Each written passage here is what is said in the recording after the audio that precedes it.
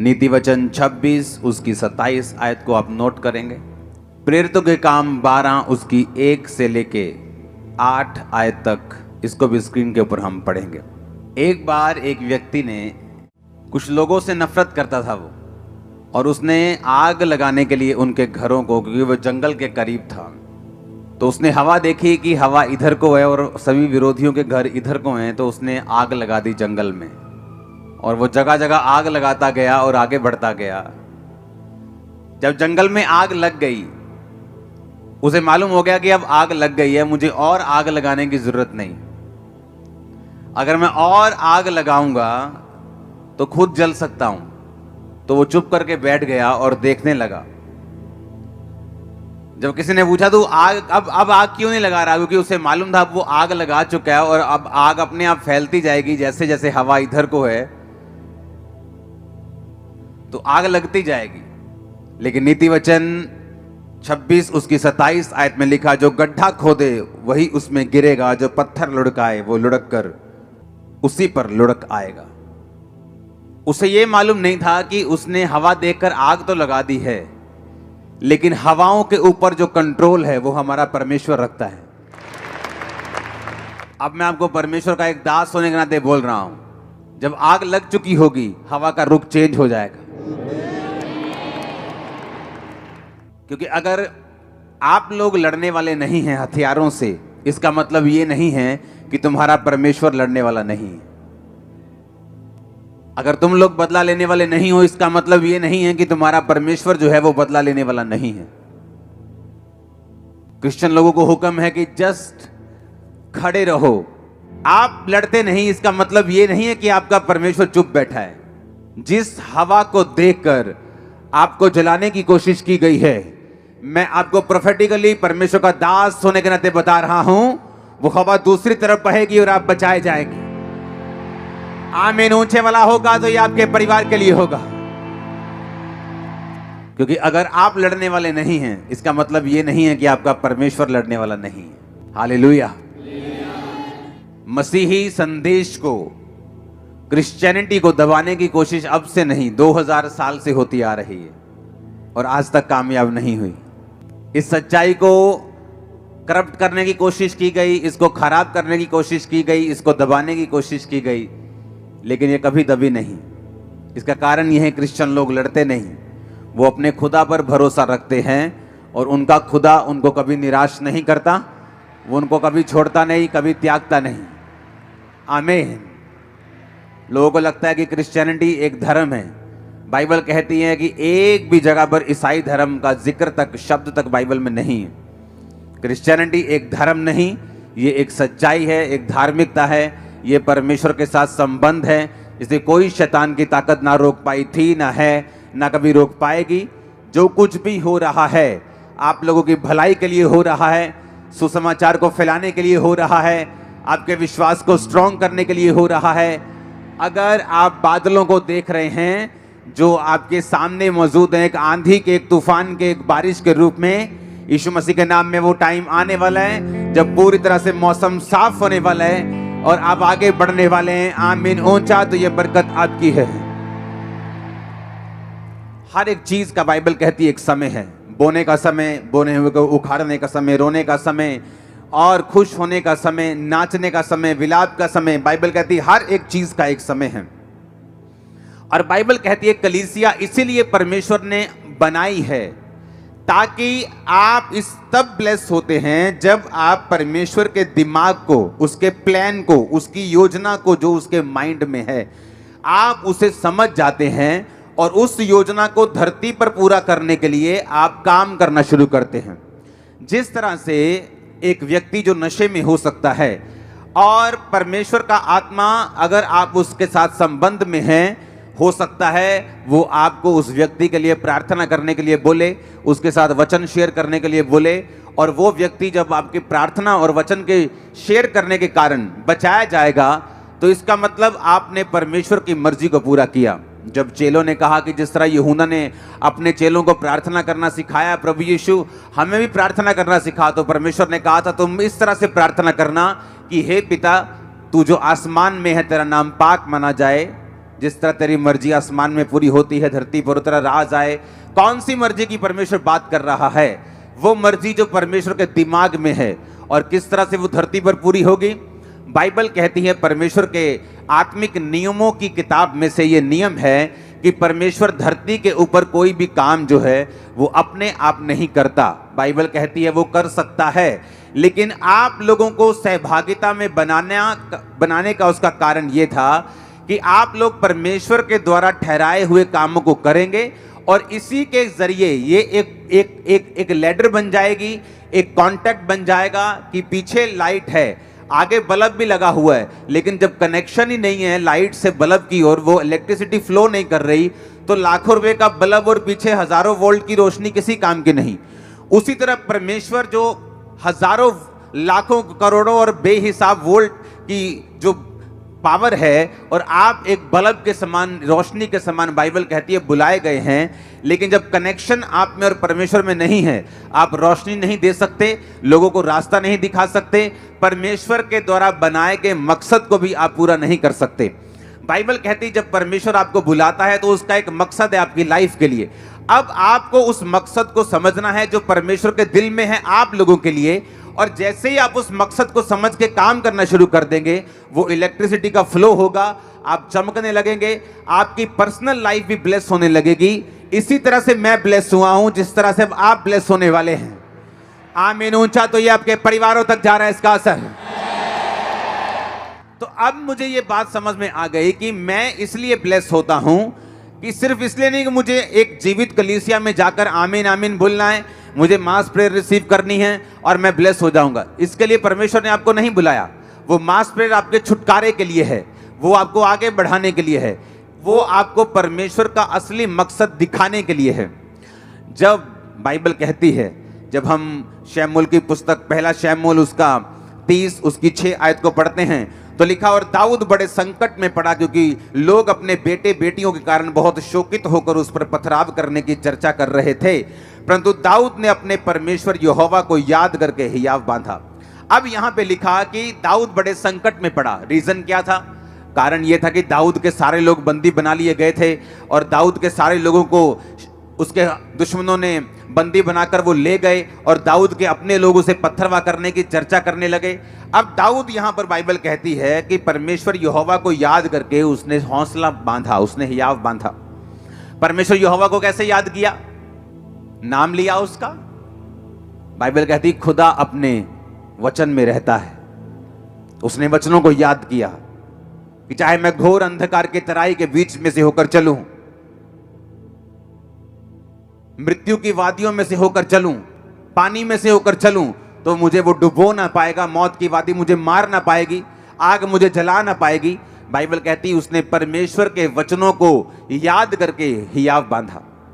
जब आपके आसपास का माहौल डर वाला है या आपके आसपास का माहौल कंफ्यूजन भरा है, बेचैनी से भरा हुआ है, और अगर आप बाइबल नहीं पढ़ते आप कभी भी छुटकारा नहीं पाएंगे। जिस चर्च में आप जाते हैं, अगर उस चर्च का जो सरमन, उसका वचन आपको बाइबल पढ़ने और खुद प्रार्थना करने को प्रेरित नहीं करता, तो आप गलत सरमन सुन रहे हैं। दाऊद ने, बाइबल कहती, यहोवा के वचन को याद किया, क्योंकि जब माहौल आपके आसपास इतना खराब था तो बाइबल कहती है कि दाऊद ने यहोवा के वचन को याद किया, स्मरण किया और हियाव बांधा, और उसके वचन को याद करके दाऊद ने अपने मन में मनन करके परमेश्वर में हियाव बांधकर आगे बढ़ा और वो बचाया गया। जब विरोध होता है, आपकी लाइफ में कुछ परीक्षाएं आती हैं, या बीमारी की एंट्री होती है, या कुछ परीक्षा की एंट्री होती जो परमेश्वर की ओर से है, सबसे अधिक जो आपको उस समय चाहिए वो परमेश्वर का वचन है। और जैसे ही आप परमेश्वर के वर्ड को पढ़ते हैं, आप नोटिस करते हैं, चाहे आपके बाहर का माहौल कैसा भी हो, वो चाहे अभी चेंज हुआ या नहीं हुआ, आपके अंदर का माहौल जो है एक क्रिश्चियन व्यक्ति के लिए ज्यादा मायने करता है। जब अंदर का माहौल हिलता है तो आप डूबते हैं। बाइबल कहती, पतरस जब परमेश्वर को पूछ कर चलने लगा कि प्रभु अगर तू ही है तो पानी पे चल के आऊं, तो परमेश्वर ने कहा आ जा। जब पानी पे चलने लगा, बाहर का माहौल तो वही था, आंधी और तूफान आ रहे थे, अंदर का माहौल बदल गया और वो डरने लगा, क्योंकि शैतान ने कहा, ओए तुझे मालूम नहीं, इंसान को पानी पे चलने के लिए तो बनाया नहीं गया, मछलियों को बनाया गया, परमेश्वर ने तो मछलियों को बनाया पानी पे चलने के लिए और बहने के लिए और तैरने के लिए, तुझे तो नहीं बनाया, तो डूब जाएगा अभी। और जैसे ही उसने शैतान की बातों की ओर ध्यान दिया, शैतान भी वचन का प्रयोग करता है, वो भी वचन में क्या लिखा है उसको आपके खिलाफ प्रयोग करने की कोशिश करता है। और जब आप लोगों में वचन नहीं होता, आप उसकी बातों पे यकीन करते हैं, और बहुत से लोग परमेश्वर की उस योजना को समझ नहीं पाते और उसे पूरा नहीं कर पाते। हालेलुया। अब जब उसको बाइबल कहती है, जब वो पानी पर था और जब पानी पर चलकर शक आ गया और डूबने लगा, तो परमेश्वर ने ये नहीं कहा तू क्यों अविश्वासी बना। परमेश्वर ने कहा तूने क्यों अल्प विश्वासी, तूने क्यों संदेह किया, थोड़े विश्वासी, यानी तेरे अंदर संपूर्ण विश्वास नहीं, तूने क्यों शक किया, तूने क्यों विश्वास नहीं किया। दाऊद ने परमेश्वर के वचन को याद करके, बाइबल कहती है, हौसला बांधा, हियाव बांधा। आपको ये बात समझ आनी चाहिए, पास्टर्स को खासकर जब वो सेवा में होते हैं, जब वो अलग अलग तरह की परीक्षाओं में या दुखों में या किसी तरह के सताव में होते हैं, आपको एक चीज जो चाहिए वो है परमेश्वर का वचन। आप जैसे ही परमेश्वर के वचन में जाते हैं, एक रेस्ट, एक विश्राम जो है आपकी स्पिरिट में एंटर करता है। और जब तक ये विश्राम आपकी लाइफ में, आपकी स्पिरिट में एंटर नहीं करता, बाइबल कहती है आप बड़े बड़े काम नहीं कर सकते। बाइबल कहती है उस समय के लोग जब पापी थे और अलग अलग तरह के पापों में फंसे हुए थे, तो परमेश्वर ने नूह को चुना, और बाइबल कहती है परमेश्वर ने नूह के साथ आकर बात की कि एक बड़ी कश्ती बना और सब तरह के जानवर उसमें रख, अशुद्ध जोड़े इतने, शुद्ध जोड़े इतने, और उसके बाद मैं इतने दिन बारिश बरसाऊंगा और सब लोग धरती पर मर जाएंगे। और बाइबल कहती है नूह का जो इब्रानी मतलब है, उसका मतलब है रेस्ट, उसका मतलब है विश्राम। जब आप विश्राम में नहीं होते, आप घबराए होते हैं, क्योंकि आप बाहर की दुनिया की न्यूज़ पढ़ रहे हैं, ज़्यादा आप न्यूज़ में हैं, आप देख रहे हैं बाहर क्या हो रहा है, माहौल ख़राब हो रहा है। लेकिन बाइबल कहती है जब आप बाहर की दुनिया को देखते हैं, आपकी रेस्ट जो है अंदर की, वो लूज हो जाती, वो ख़त्म हो जाती। और जिस दिन आपका विश्राम जो है वो ख़त्म होता है, परमेश्वर आपको इस्तेमाल तो कर सकता है, लेकिन बड़े कामों के लिए आपको इस्तेमाल नहीं कर सकता, क्योंकि परमेश्वर को बड़े कामों में आपको इस्तेमाल करने के लिए एक विश्राम में, रेस्ट में, जो आदमी, जो औरत, जो खुदा का दास, दासी, विश्वासी, विश्वासनी रेस्ट में हो, आराम में हो।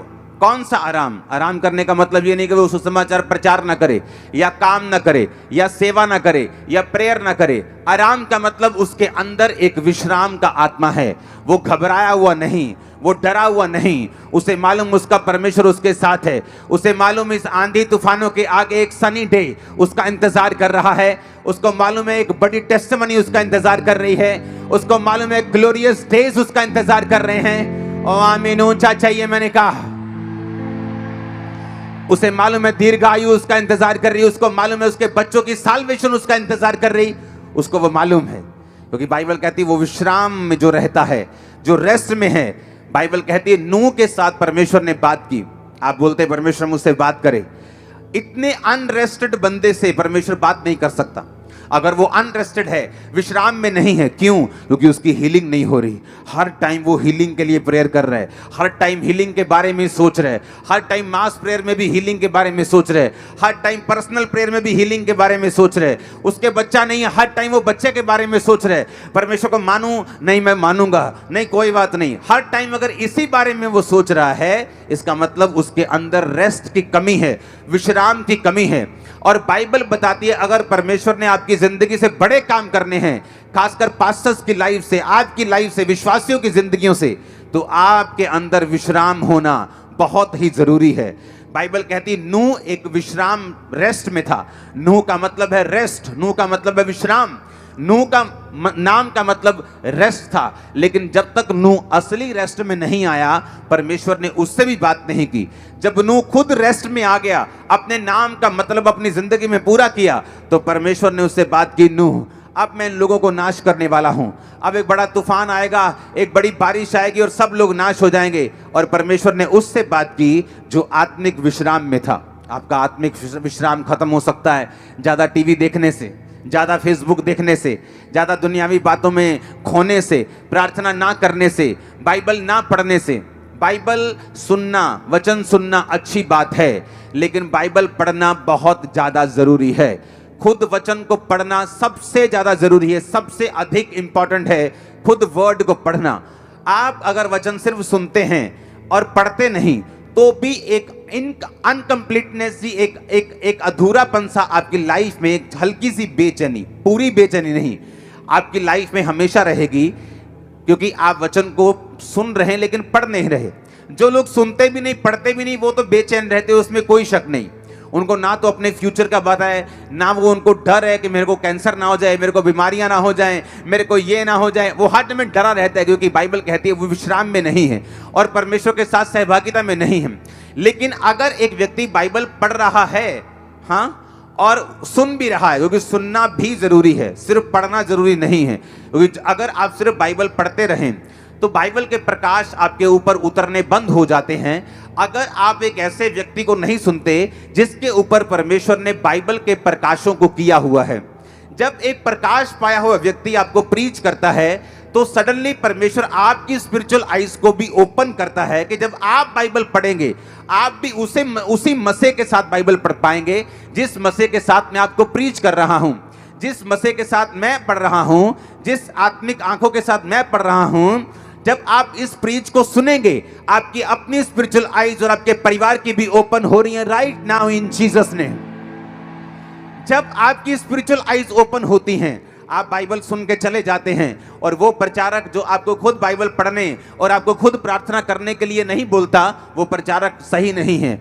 अगर मैं आपको बोल रहा हूं आप वचन सुन जाओ और घर जाके वचन पढ़ो, होगा क्या? जब आप वचन पढ़ेंगे आप विश्राम में चले जाएंगे। आपको मालूम, आपके आसपास का माहौल जो है, जो गलत माहौल है, आपको वो इफेक्ट नहीं करेगा, क्योंकि आपकी जो स्पिरिट है वो विश्राम में और रेस्ट में चले जाएगी। जब आप रेस्ट में चले जाएंगे, विश्राम में चले जाएंगे, तो परमेश्वर आपसे बात करेगा। आपके उस बच्चे के लिए जो नशा करता है, आपके बिजनेस के लिए जो आप आगे लेके जाना चाहते हैं, आपके कैरियर में आपके किधर जाना चाहते हैं, आपकी सेवकाई के लिए कि परमेश्वर आपको गाइड करेगा वो कैसे बढ़ेगी, हर एक चीज के लिए परमेश्वर का आत्मा आपकी अगुवाई करना शुरू कर देगा जब आप रेस्ट में चले जाएंगे। अगर आप रेस्ट में नहीं हैं तो आप परमेश्वर की बात नहीं सुन पाएंगे, आप स्वर्ग नहीं मिस करेंगे। क्योंकि अगर आपने यीशु मसीह को ग्रहण कर लिया, बपतिस्मा ले लिया, तो आप स्वर्ग मिस नहीं करते। लेकिन धरती पर भी एक मकसद है परमेश्वर का आपको भेजने का, और जब आप उस मकसद को पूरा करते हैं, आप खुद भी रोशनी पाते हैं और आपके लोग, आपका परिवार भी रोशनी पाता है। इसलिए परमेश्वर ने कहा तू बच, तेरा घराना बचाया जाएगा। क्योंकि जब तू कनेक्शन कर लेगा और तू जग जाएगा, तू ऑन हो जाएगा, तेरे लोग भी रोशनी पाएंगे, तेरा परिवार भी रोशनी पाएगा, तेरे बच्चे भी रोशनी पाएंगे, तेरा भाई भी रोशनी पाएगा, क्योंकि तू मेरे साथ कनेक्टेड हो चुका है। आमीन। अब अगर आपका कलीसिया में जन्म हुआ है और आप परमेश्वर, बाइबल कहती है जिस तरह से आप परमेश्वर के भवन में लगाए जाएंगे, रोपे जाएंगे और बढ़ाए जाएंगे। हर एक विश्वासी अकेला नहीं लगाया जा सकता। अगर आप सोच रहे हैं कि आप विश्वासी हैं, आप क्रिश्चियन, आप घर बैठ के प्रार्थना कर लेंगे, बाइबल पढ़ लेंगे, आप बिल्कुल रॉन्ग है 100%। बाइबल कहती, पौलुस ने कहा तुम कलीसियाओं की रीति के अनुसार इकट्ठे होना ना छोड़ो। पहले शनिवार को इकट्ठे होते सब्त के दिन, अब संडे को इकट्ठे होते हैं ग्रेस के दिन। परमेश्वर ने उस ग्रेस को, उस सब्त को, उस जो व्यवस्था थी उसको ग्रेस में बदल के हमें संडे के दिन इकट्ठा होने के लिए बोला। और बाइबल कहती है वो रोज इकट्ठा होते थे। हम तो हफ्ते में 2 दिन इकट्ठा होते हैं और रात को हम रोज प्रेयर माउंटेन में इकट्ठा होते हैं। लेकिन बाइबल कहती है कि किस काम के लिए परमेश्वर ने आपको भवन में लगाया है। अब हम पढ़ेंगे, जब हम प्रेरितों के काम उसकी 12, उसकी 1 से 8 आयत पढ़ते हैं, तो वहां पे लिखा, उस समय हेरोदेस राजा ने कलीसिया के कई व्यक्तियों को सताने के लिए उन पर हाथ डाले। उन्होंने यूहन्ना के भाई याकूब को तलवार से मरवा दिया। जब उन्होंने देखा कि यहूदी लोग इससे आनंदित होते हैं, तो उन्होंने पतरस को भी पकड़ लिया, और वे दिन अख़मीरी रोटी के दिन थे। उसने उसे पकड़कर बंदी गृह में डाला और 4-4 सिपाहियों के 4 पहरों में रखा, और इस विचार से कि फसह के बाद उसे लोगों के सामने लाएं। बंदी गृह में पतरस बंद था, परंतु कलीसिया उसके लिए लौ लगाकर परमेश्वर से प्रार्थना कर रही थी। अब बाइबल कहती है जब परमेश्वर के एक दास को मार दिया गया तो कलीसिया को गलती समझ आई कि हमें दासों के लिए भी प्रार्थना करनी है। सिर्फ परमेश्वर के दासों को हमारे लिए प्रार्थना नहीं करनी, हमें भी उनके लिए प्रेयर करनी है। और बाइबल कहती है वो लॉ लगाकर प्रार्थना करने लगे। जब वो लॉ लगाकर प्रार्थना करने लगे तो परमेश्वर ने अपने स्वर्गदूत को भेजा, और स्वर्गदूत आया तो 7 आयत में लिखा, उस कोठरी में ज्योति चमकी, उसने पतरस की पसली पर हाथ मारकर उसे जगाया और कहा, उठ जल्दी कर। और उसके हाथों से जंजीरें खुलकर गिर पड़ी। स्वर्गदूत ने उससे कहा, कमर बांध, जूते पहन, और उसने वैसा ही किया। फिर उससे कहा, अपना वस्त्र पहनकर मेरे पीछे हो ले। और पतरस को अभी भी लग रहा था कि वो दर्शन देख रहा है, लेकिन वो असली में हो रहा था, क्योंकि कलीसिया लॉ लगाकर परमेश्वर से प्रार्थना कर रही थी।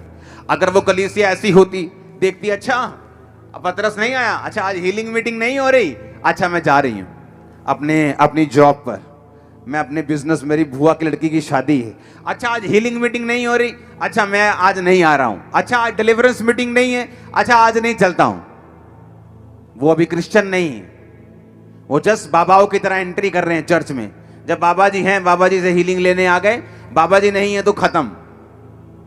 लेकिन बाइबल कहती है वो कलीसिया, जब परमेश्वर का दास उनके बीच में नहीं था तो लॉ लगाकर परमेश्वर से प्रार्थना कर रही थी। ये कलीसिया का काम था। इसीलिए जो प्रेरितों के काम की कलीसिया है वो ज्यादा ब्लेस्ड और आशीषित थी। बहुत से लोग उस कलीसिया में से चुने जाते थे और वो भी लंगड़ों को चलाया करते थे। बहुत से लोग जो थे वो फाइनेंशियली बहुत ब्लेस्ड थे और कलीसिया में अपने मकानों दुकानों को बेचकर अपने पैसों को प्रेरितों के कामों में रखते थे। और कलीसियाएं बहुत जल्दी बढ़ रही थी क्योंकि हर व्यक्ति अपने काम को, अपनी ड्यूटी को पूरी अच्छी रीति के साथ कर रहा था। और बाइबल कहती है वो कलीसिया दरिद्र नहीं थी, उसके पास पैसे की कमी नहीं थी। इमेजिन करो अगर मेरे पास एक मकान है और जब मैं कलीसिया में आया मैंने अपना मकान बेच दिया तो मैं तो फिर गरीब हो गया। तो ऐसे सब मकान बेचते जाएंगे तो सब गरीब होते जाएंगे। लेकिन बाइबल कहती है वो कलीसिया गरीब और दरिद्र नहीं थी। क्यों? क्योंकि जब उन्होंने एक मकान बोया, परमेश्वर ने 2 के रास्तों को, 4 के रास्तों को खोला होगा। और इस तरह से उनको समझ आता गया कि हम जितना बो रहे हैं उतना काट रहे हैं। वो ज्यादा बोते गए, प्रेयर करते गए, मिशनरी कामों के लिए प्रेयर करते गए, अपने दासों के लिए, परमेश्वर के अगुओं के लिए वो प्रेयर करते गए। उनकी प्रार्थना को परमेश्वर सुनता था। उनकी वजह से, दासों की वजह से वो बचाए गए, वो चंगे हुए, उन्होंने मिरेकल्स पाए, ब्लेसिंग ली, साल्वेशन पाई। जब दासों को जरूरत पड़ी उन्होंने प्रार्थना की, परमेश्वर अपने दूतों को भेज, अपनी सुरक्षा को भेज, दासों को छुड़ा। इस तरह से जब हम एक दूसरे के पूरक बनेंगे, जब हम एक दूसरे, जहां मैं कमजोर हूं आप मजबूत, जहां आप मजबूत हैं मैं कमजोर, जहां मैं मजबूत हूं आप कमजोर हैं, हम एक दूसरे के पूरक हैं, एक दूसरे को कंप्लीट करने वाले हैं। जब मैं अपनी जिम्मेवारियां सही से निभा रहा हूं तो मैं ब्लेस्ड हूं। अगर कलीसिया अपनी जिम्मेवारी सही से निभाएगी तो वो ब्लेस होगी। Hallelujah, hallelujah. मैंने देखा है बहुत सी कलीसियाएं जो अपने पास्टर्स के दर्शनों में उनका साथ नहीं देती, क्योंकि पास्टर ने बोला होता है मुझे ये कलीसिया से कुछ भी जरूरत नहीं। ऐसे बहुत सारे पास्टर्स को मैं जानता हूं।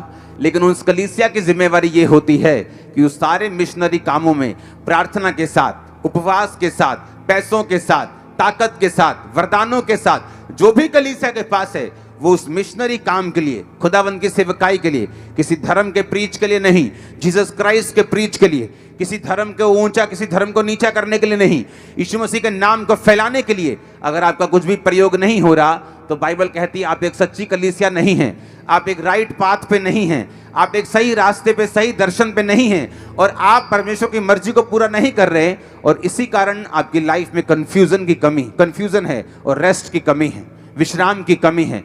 ब्लेसिंग के लिए जोर लगाना पड़ता है, लाइफ अगले लेवल तक नहीं पहुंचती। बहुत से लोग सोचते हैं कि अगले लेवल पे जाने के लिए हमें परमेश्वर की ओर देखना होगा। हाँ, वो तो देखना ही होगा, लेकिन हर टाइम ऐसा नहीं है बाइबल के मुताबिक। बहुत से लोग प्रार्थना करते हैं, परमेश्वर मैं सेम सैलरी पे हूं, मैं सेम अनॉइंटिंग पे हूं, मैं सेम मसे में हूं, मैं सेम वरदान में हूं, मैं सेम इसी बरकत पे हूं। क्योंकि अगले लेवल के लिए अगर किसान बोले कि मैं उसी 1 एकड़ को काट रहा हूं, क्योंकि वो फसल ही, वो बीज ही 1 बोरी को बो रहा है और हर साल 1 बोरी बोता है, हर साल 1 एकड़ काटता है, तो वो सोच रहा है कि मेरी फसल क्यों नहीं बढ़ रही।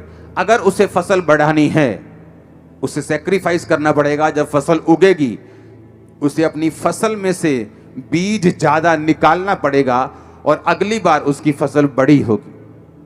कलीसिया को यह मालूम होना चाहिए आपका फाइनेंस का लेवल, आपकी स्पिरिट का लेवल, आपकी अनॉइंटिंग का लेवल, गिफ्ट्स का लेवल, जो कदम आप बढ़ाते हैं उनसे बढ़ता है। अगर आप कदम नहीं बढ़ाएंगे वो नहीं बढ़ेगा, आप कदम आगे नहीं करेंगे वो नहीं बढ़ेगा। अगर आप फैसला लेने में देरी करेंगे आपकी बरकत भी देर से आएगी। आगे बढ़ने की ताकत खुदा ने आपको आपके हाथों में दी है। अगर आप आगे बढ़ना चाहते हैं वो आपके हाथों में है। अनॉइंटिंग में बढ़ना चाहते हैं वो आपके हाथों में है। हालेलुया। वो परमेश्वर के हाथों में नहीं, वो आपके ज्यादातर आपके हाथों में है, क्योंकि परमेश्वर ने जब आपको बुलाया, आपको बचाया, आपको सेव किया, आपको लहू से धोया, पापों को माफ किया, चंगा किया, अब उसने बाइबल को, आपके वचन को आपके हाथों में दिया है। आप जब इस स्ट्रक्चर को पूरा करेंगे, इसके अनुसार अपनी लाइफ को बिताएंगे, आप अपनी लाइफ में ब्लेस होते जाएंगे। हालेलुया। अपने पड़ोसी को बोलो वचन को याद कर।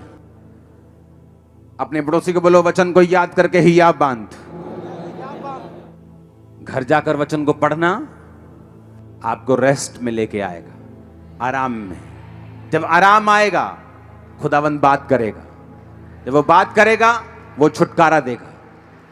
जब छुटकारा देगा आपकी टेस्टिमनी बढ़ेगी, बहुत से लोग छुड़ाए जाएंगे। जिन लोगों को परमेश्वर इस्तेमाल करता है उन लोगों की एक निशानी है, वो अंदर से विश्राम में हैं, बाहर से काम में हैं। कुछ लोग बाहर से बहुत विश्राम में दिखते हैं, हम्बल दिखेंगे इस तरह से, ऐसे शो होगा कि पता नहीं स्वर्गदूत ही आ गया आपके बीच में। उनकी बोली हाँ ब्रदर जी, लेकिन अंदर से वो विश्राम में नहीं, अंदर से डर रहे हैं वो। और कुछ लोग बाहर से कड़क हैं लेकिन अंदर विश्राम में हैं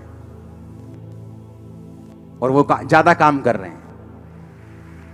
जब अंदर विश्राम नहीं और बाहर विश्राम है तो उल्टा हो गया। इसलिए वो देखने में, सुनने में तो अच्छे लगते हैं लेकिन फ्रूटफुल नहीं, रिजल्ट नहीं। क्योंकि रिजल्ट लेने के लिए आपको इनसाइड से, अंदर से विश्राम में आना पड़ता है। और कई बार जब आप प्रार्थना में बैठते हैं, आप 4 घंटे, कई बार 5 घंटे भी लग सकते हैं, कई बार 3 घंटे भी लग सकते हैं, आपको उस विश्राम में घुसाने के लिए जो परमेश्वर ने आपको दिया हुआ, देना चाहता है। आप जस्ट कई बार 1 घंटे की प्रार्थना, धन्यवाद प्रभु जी ये मंगा, और राशन लिस्ट देके कई बार आप विश्राम में प्रवेश नहीं कर सकते। हालेलुया। कई बार जब मैं अपने प्रेयर रूम में जाता हूं तो कई बार परमेश्वर का आत्मा मुझे बोलता है तू सो जा पहले।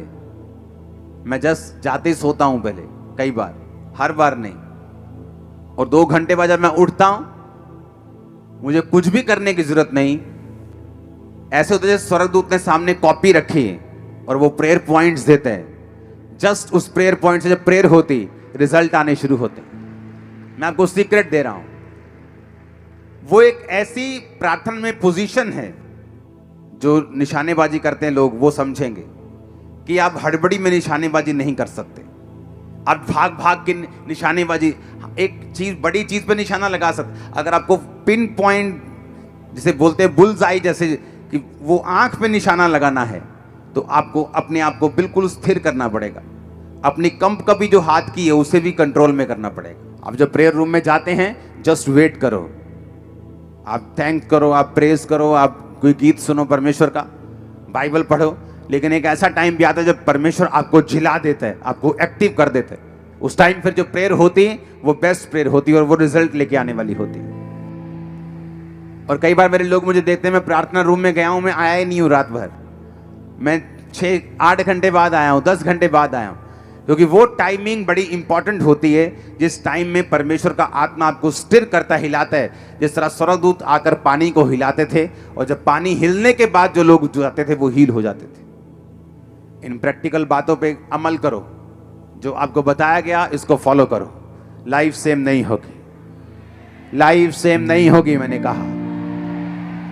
आमीन। जो भी आपको बताया गया उसे कवर करो। और यही, इन्हीं चीजों में आपकी ब्लेसिंग है, इन्हीं चीजों में आपकी आशीष है, कि जो परमेश्वर की राइट नाउ नीड है, उसके लोगों को जो जरूरत है, उसके अनुसार प्रेयर में जाना, ये आपको चाहिए। आमीन। और जब उसके अनुसार हम प्रार्थना करेंगे हम बचाए जाएंगे, हम ब्लेस्ड भी होंगे। उसके अनुसार प्रार्थना करेंगे, परमेश्वर हमारी दिक्कतों को भी दूर करेगा, वो बीमारियों को भी दूर करेगा। क्योंकि एक्चुअल में परमेश्वर ने जो कुछ भी आपको देना है वो अपनी मर्जी से देना है, और अपनी ग्लोरी के लिए देना है, और अपनी महिमा के लिए देना है, उसके नाम को ऊंचा करने के लिए देना है। God bless you all. वो आपको सेम ना रहने दे। आमीन। ऊंचा, ये बरकत आपकी है। हमारे YouTube चैनल को सब्सक्राइब करें ताकि आप परमेश्वर के गहरे भेदों को जान सकें कि कैसे आप परमेश्वर में बढ़ सकते हैं, कैसे आप दुष्ट आत्माओं से, नशों से, बीमारियों से और वंशों के श्रापों से आजाद हो सकते हैं।